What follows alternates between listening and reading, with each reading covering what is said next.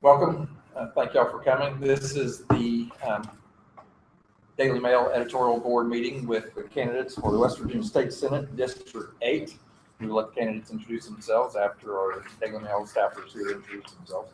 Again, thank y'all for coming. I am Kelly Merritt, editorial page editor of the Charleston Daily Mail. Don Sibber, editorial writer. Bill Marapa, I'm the managing editor. Brad McElhinney, I'm the editor. Jared, I'm business editor / interim fill-in state house guy. And I forgot to say, introduce yourself, your party affiliation, and give up 2 minutes or so about yourself and why you're running. And thank you for coming. Yes, thank you very much. Thank you, Mr. Gaunch. I'm Ed We don't have Gaunch, time out here, Dave. a non-politician, a first-time candidate. I guess I am a politician by default now. I'm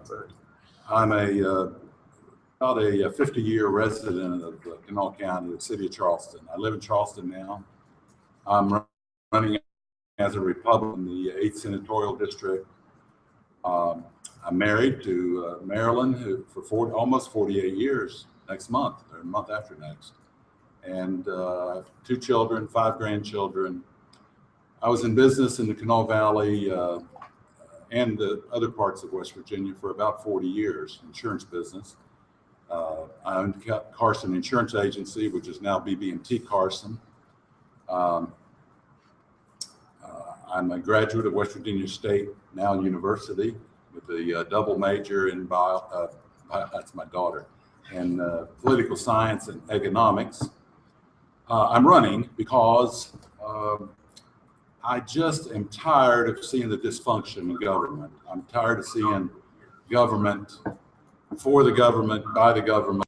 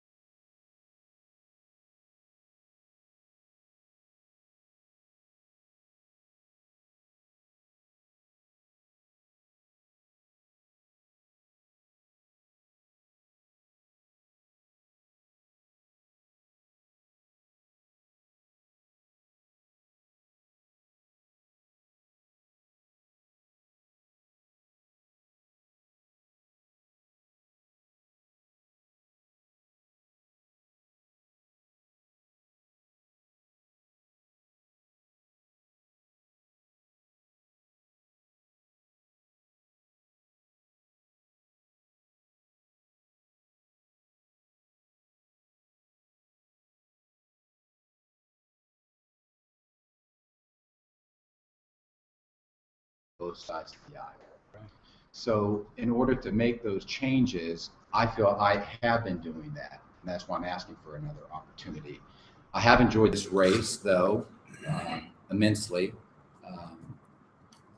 And frankly, you know, I want to win, but if I am not fortunate enough to win, I would wish Ed luck.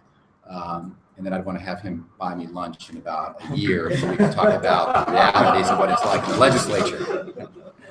But he has been a gentleman to run against, and I've appreciated the race. Okay. I asked both of you separate questions, usually ask. And I'll start with you, Senator Wells. As you know, there's a possibility that your family will be a state senator and a U.S. senator on election day. That means one of you will be living in Washington, one of you will be living in Charleston. You have a 12-year-old daughter. And I only bring her up because it's part of the campaigns. Where do you plan to live? Charleston or Washington? The answer is very simple, Don. My daughter is in the 7th grade at Charleston Catholic, and she will be continuing to stay there. This job, as you know, is a part-time job, 60 days out of the year, and then we meet during interims, and I work with constituents when they need help on an as-needed basis. So in terms of what I will be doing, I am not leaving Charleston at all. I think voters want to know that. Also, let me just add this too, just so people have an understanding of. Pardon? Let me add this as well too. You know, when people, which I think is one of the dysfunction areas of DC, and I don't really want to get into that race because that's not my responsibility here. But on both the House side and the Senate side, we're not talking about lawmakers who are working 5 days a week in DC. They fly in on a Monday, they come back out on a Thursday. So from the standpoint of my family, we have not missed any opportunity for my daughter at school. We have been there. We've been to parent-teacher conferences. We go to her dance. We arrange our life around our daughter. And I'm proud to say that because her priority and the reason I'm running, as well as the reason Natalie's running, is to create a better future for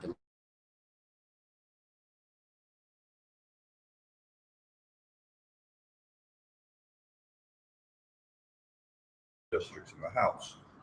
This district that you represented once overlapped with 17th, the same district. This, and you've won twice there. Now you're running in a district that has been separated. What are the differences? What are the advantages of having it that way? And I don't think that what's there's the differences? I don't think there's any difference at all, frankly. You're just simply representing a different section of the state. So I still have Kanawha County part of Putnam. From the issue of single member districts, I actually support single member districts. I think that is in essence, I'm running in a single member district right now. Even though there's 2 members, this election, it's me or it's Mr. Gaunch. I think that provides voters with an opportunity to focus in on each candidate in particular. And I feel that if you're a strong enough candidate, you can win. And the reality also is I think sometimes being in a single member district, folks who are both Republican and Democrat who are fearful of it, it's hard to beat an incumbent. And that's simply because you're out there working typically all the time, and then the challenger comes. It gets to the whole issue of Congress. Congress has about a 30, or actually it's less than 30% approval rate.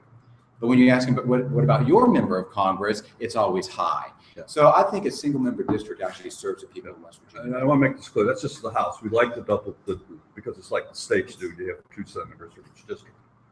Now, Mr. Gaunch, we don't know much about you. Maybe we should. What community service have you done? What have you done to help your community before you got into politics? My wife says I was a full-time board member. When I retired, I was on 12 different boards, a few for-profit boards, but mostly non-profit boards. Over the years, I've served on the board of the Charleston Chamber, now the Alliance, Fund for the Arts, Symphony. I'm now on a board called Believe in West Virginia Leadership Foundation, Fellowship of Christian Athletes. I teach a Sunday school class in my church, which an adult class, which I've done for 35 years.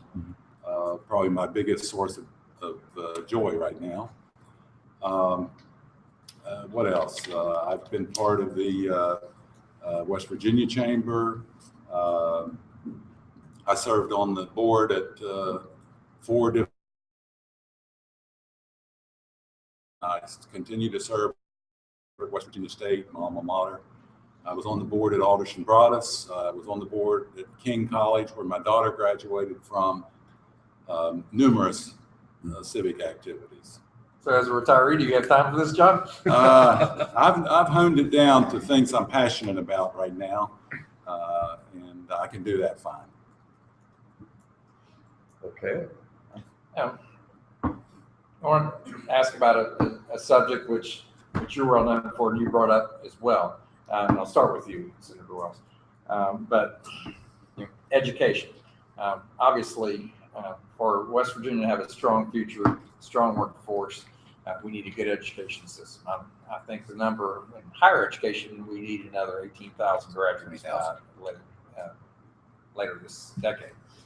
And in order to have a higher number of higher education graduates, of course, we got to have a good number of secondary education graduates as well.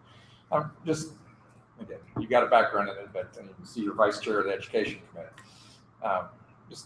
Talk about how West Virginia can or should improve education and what you'd like to push for. Well, let me start first with some of the things I think we're doing well. And it actually gets involved more into higher ed, but more the community technical schools. Several years ago, we split the two from the four-year institutions.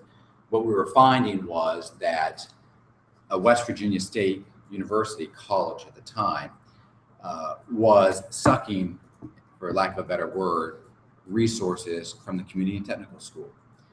They serve two completely different roles.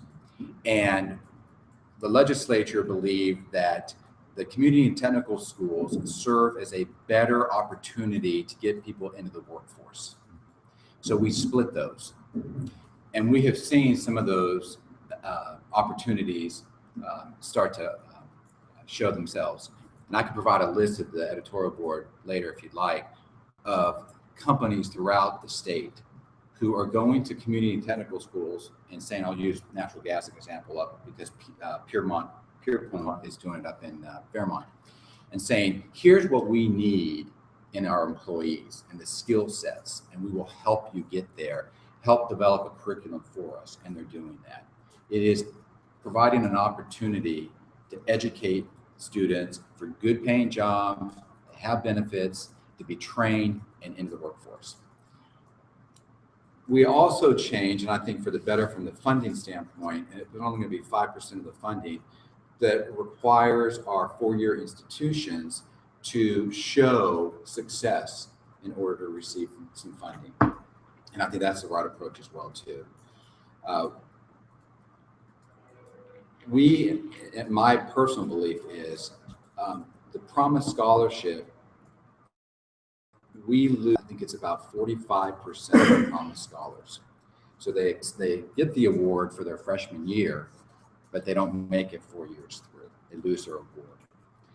I'd like to see that actually change because the money is there and saying,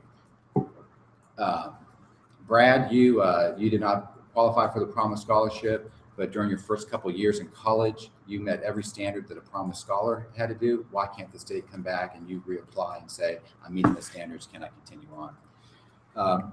But more importantly then, I think it really gets down to just our educators as well too. And this is where I diverge obviously from some of my Democrat colleagues. I believe in merit pay. I don't think every teacher is the same. I think we need to pay our math and science teachers, which are in high demand, more money. That is where I think you take a private industry approach to improve education by paying everybody the same. Everybody at the Daily Mail is not paid the same. If you had somebody that come in as a new reporter, you might pay them X amount, They're coming in with experience, and you know they're going to be able to be productive for you. You're going to pay them more. So I think we have to get away from this one-size-fits-all payment system, salary system that we have, because all we do is do years of service and the number of credit hours that they have. We do have merit pay, interestingly, though, in one form, and that is through a nationally board certified teacher.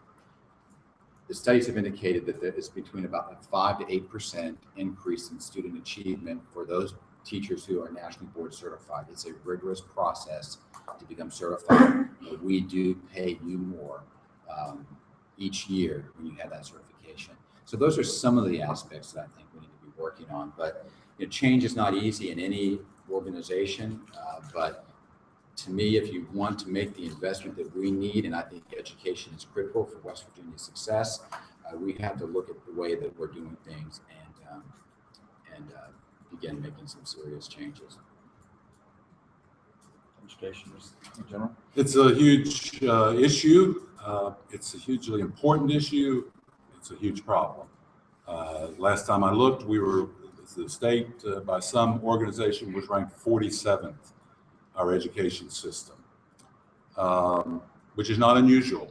West Virginia tends to be ranked low in most categories that we want to be ranked higher in. I think it's one of the top 2 or 3 issues that we need to concentrate the most on.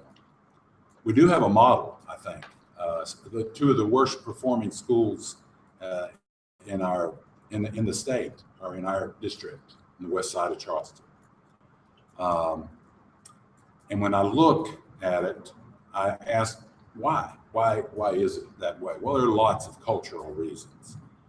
But we tend to measure our educational program by how much money we spend on it. We could spend forever and not make it better. It has some cultural, indigenous kind of problems that need to be rooted out and changed. I'm a fan of teachers. I don't think they know that, but I'm a fan of teachers. When asked to list the 10 most influential people in my life, 4 or 5 of them were teachers. I never thought about doing that before. And I think teachers ought to make lots more money, but I also believe they should be paid on merit. I think that principals should run their schools. I think the State Board of Education is a bloated bureaucracy that's rampant with politics. I think we have too many county boards of education that suck too much of the resources away from the classroom. And I think, as I said to the Gazette, even though I'm a real fan of teachers, I'd like to see them make $6,000 or $8,000 more a year. And I would think that they would get tired of coming to the legislature and asking every 2 or 3 years for a $1,000 raise. But to do that, I think they need to recognize and make some changes towards merit pay, perhaps towards charter schools, perhaps even towards a voucher system. Because the focus needs to be on the children, not the teachers, not the administrators. And then when it comes to our community colleges and our 4-year institutions, I will disagree with Senator Wells on that one issue of separating the community college from West Virginia State. I think it was a horrible mistake. I look at that, and I'm on the scene down there. I'm an alum, and I see how that worked. Perhaps there were some changes that needed to be made, but we took a situation where they shared infrastructure, where they shared utilities, where they shared some administration, where they shared some buildings, even some instructors, and we moved the community college out, went across the river, spent millions and millions more dollars building those things, and now they're responsible for their own infrastructure. Now they're responsible for their own security. Tell me that makes any fiscal sense. It could have been worked out. They could have fed off of each other on that same campus. But somebody somewhere decided that was the right thing to do. I disagree. I think our community and technical colleges and our vocational schools could be playing a much bigger role, even in economic development. I visualize a a situation where our Commerce Department and our Development Department go and call on a potential manufacturing company and say to that company, tell us what training you need. Tell us what you need your employees to know. We will teach you that for you at no cost. I think it could be a huge success in doing that. So we do have some successes, but being ranked 47th in the nation is woeful, in my opinion. I can tell you're both on the WVEA Christmas party invitation list. What are the political realities of taking the positions that you're both taking on charter schools and merit pay? Any regrets for you or for you in terms of teacher support? Or No, I mean, I look at it that I feel like I did the right thing on my first term. The difficulty really becomes, and this is where being in the legislature, I have that understanding, it takes votes. And that's the bottom line. It takes votes. And you can be out there pushing all you want, but there are people who will not make those votes for whatever reason. And the most frustrating part, frankly, is those who will agree with you privately but won't make the vote publicly. And I think they shouldn't be there. My attitude has always been, I'm going to try to do exactly what I need to do. And if I win, I win. If I lose, I lose. This isn't my life. I enjoy this as public service. But if I lost, I'll just move on. So I feel like the decisions that I've tried to make for West Virginia, I don't regret. From a teacher standpoint, I'll give you a great example. One of the things that I said early on was that a simple thing as snow days. Snow days were considered an instructional day, part of the 180 days. So if you had 10 snow days, they were counted as if the students were in the classroom. And I thought that was crazy. So introduced legislation to say a snow day is no longer an instructional day. And you would think that I just created a controversy, which I did. And that was one of the things they used to attack me last time, to say that I was going to take money out of their pocket. And clearly we put an amendment in there to say that you're not going to lose any pay. And most of them are paid anyways.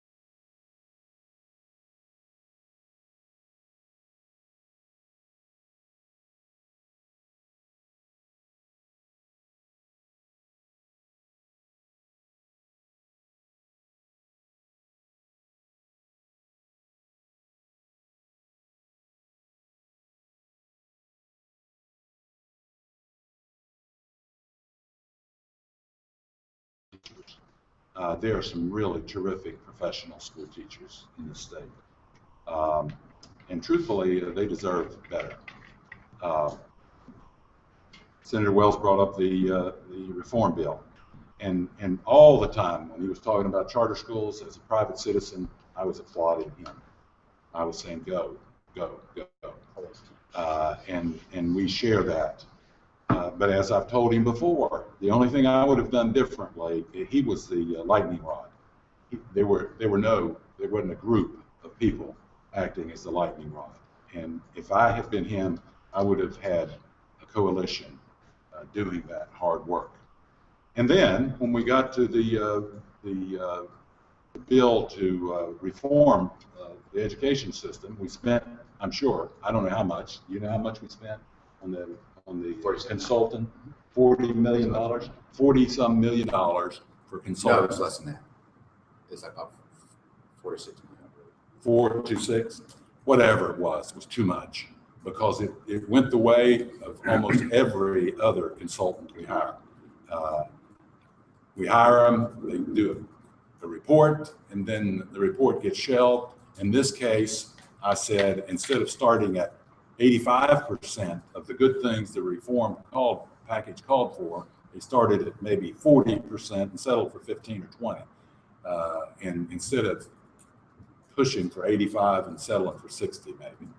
That's the only fuss I have with it. And I would just add that from the coalition standpoint, I would disagree with Ed, that in fact, I had a coalition, I just didn't have enough of a coalition. You know, when you have to go through, I got this bill through the education committee by just a couple of votes.